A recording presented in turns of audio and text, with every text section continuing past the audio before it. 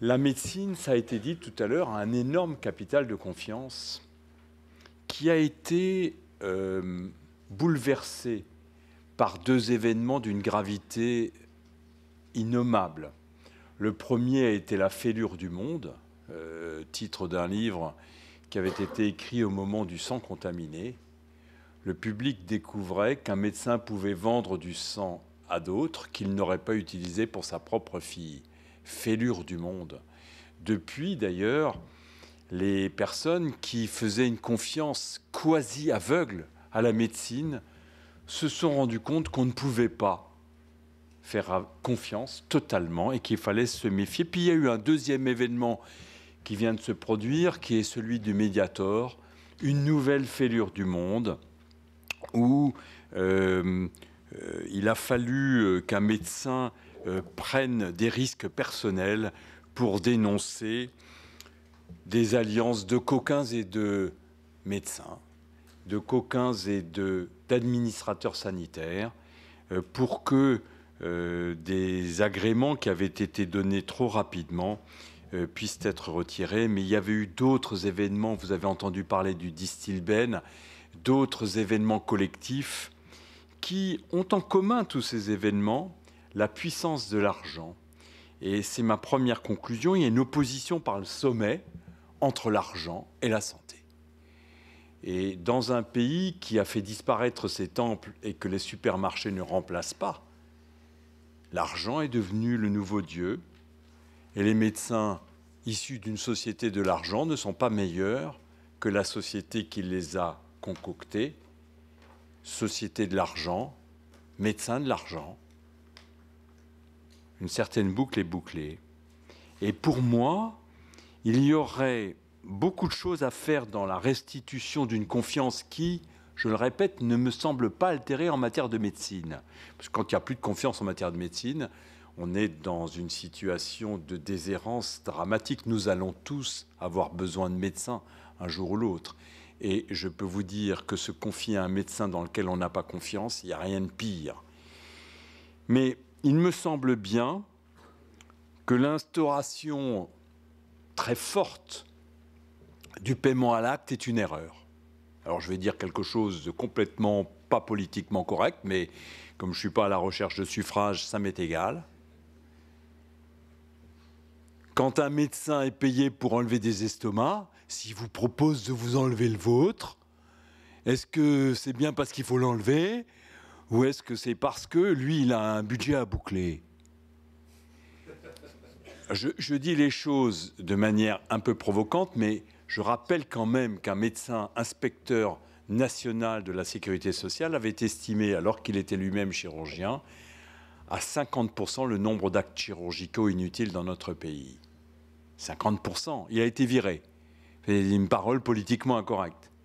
Mais dans mon métier de professeur, beaucoup de gens, je consulte 2 fois par semaine, et parmi les personnes que je vois, près de la moitié sont en demande de deuxième avis. C'est récent. Mon métier, c'est de donner du deuxième avis. À qui ? À des femmes qui ont un rendez-vous déjà dans une clinique ou dans un hôpital, car le paiement à l'acte a été généralisé à l'hôpital avec la T2A, tarification à l'activité, qui ont un rendez-vous pour se faire opérer plus ou moins rapidement, et tout d'un coup, dans la manière dont les choses leur ont été annoncées, tout d'un coup le doute, c'est-à-dire la défiance, s'est introduite. Est-ce que par hasard, il ne voudrait pas m'opérer pour gagner des sous ou pour faire marcher son service hospitalier ? Et ils viennent demander un deuxième avis. Et que croyez-vous que soit ma statistique personnelle du deuxième avis ? Certes, c'est pas un domaine comme les os, ils sont cassés, pas cassés. C'est un domaine où des organes, une fois qu'ils ont servi, peuvent être enlevés. 9 fois sur 10, l'indication opératoire est inutile. Et je n'ai pas toujours gain de cause, car lorsque le médecin a rajouté « faut que je vous enlève ce kyste, parce que si on ne l'enlève pas, il peut se cancériser », c'est comme une goutte d'acide chlorhydrique. Vous en mettez une goutte sur le pantalon, ça fait un trou dans le pantalon, ça fait un trou dans la peau et ça va jusqu'à l'os. Et les gens finissent par se faire opérer.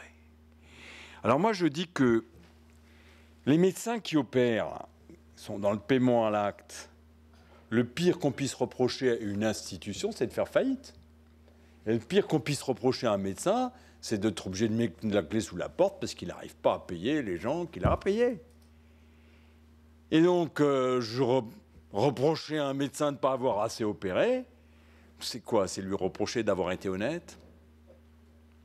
Et donc, il y a là, c'est pour ça que j'ai été volontairement dans les choses un peu choquantes, il y a là une opposition par le sommet entre la santé des gens et le profit. Et cette opposition, on la retrouve dans le médico-légal, qui a bouclé la boucle. Un médecin qui se protège lui-même pour ne pas avoir de procès, il ne protège pas son patient. Et souvent, quand il protège son patient, il ne se protège pas lui-même. Et je vois chez mes jeunes collaborateurs monter la logique du médico-légal. Au staff, dans les décisions opératoires. Et si on opère cette femme qui est dans une situation de risque et qu'on a un pépin, est-ce qu'on ne va pas nous le reprocher? Alors je dis, vous soignez, vous êtes à la cour, vous êtes au tribunal là, ou vous êtes dans un... Ah mais on n'a pas envie d'aller au tribunal. Les médecins se sentent aussi mal au tribunal que les magistrats à l'hôpital. Et donc pour moi, les bonnes pratiques et les choix budgétaires, c'est terrible pour la médecine et pour la confiance que nous pourrons donner. Et je terminerai sur la T2A, tarification à l'activité. Encore une fois, et dans un débat avec Roland Goury samedi dernier, j'étais de ceux qui disaient que la T2A, c'était mieux que ce qu'il y avait avant le budget global, où on disait un service, tu as tant d'argent, débrouille-toi. Dans la T2A, on dit si tu travailles beaucoup, tu auras beaucoup d'argent, si tu travailles moins, tu auras moins d'argent. C'est peut-être un petit peu mieux, mais je voudrais juste vous dire que comme les politiques ne pouvaient pas dire qui on va réanimer, à partir de quel âge on ne réanime plus, ils ont dit tiens, voilà une idée qu'elle est bonne, on va demander aux médecins de faire ces choix-là. Alors les sexagénaires qui sont aujourd'hui à la direction des gros services hospitaliers, ils ont le cuir épais et ils ne sont pas sensibles aux objurgations de leurs directeurs d'hôpitaux. Et ils ne marchent pas dans ce transfert de choix et de responsabilité.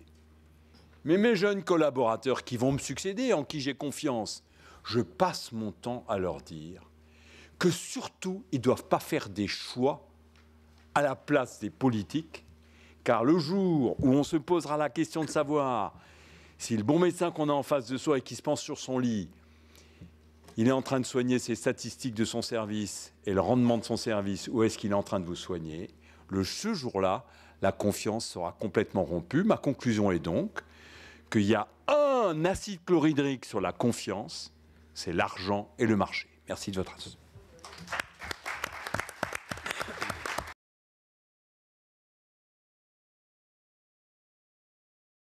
Je crois qu'il y a la fin aujourd'hui d'une conception de l'éthique médicale où c'est une conscience qui rencontrerait une confiance. C'est terminé. C'est terminé. Il faut bien, et peut-être qu'il faut voir comment ça peut être réhabilité. C'est un autre problème. Aujourd'hui, n'est-ce pas, on est davantage du côté d'une évaluation, d'une conformité à des procédures. Et ça, c'est un problème majeur, c'est un problème massif. On est dans ce que, avec mon ami Alain Berleuser, on appelait la folie évaluation comme fabrique de nouvelles servitude.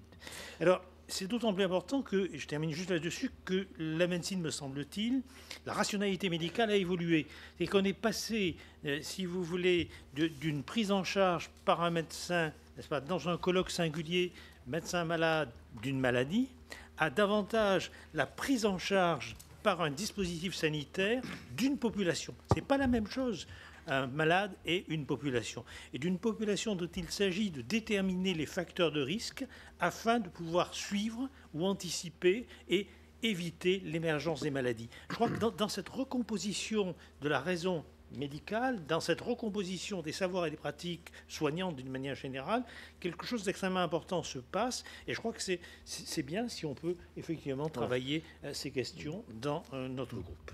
Bien.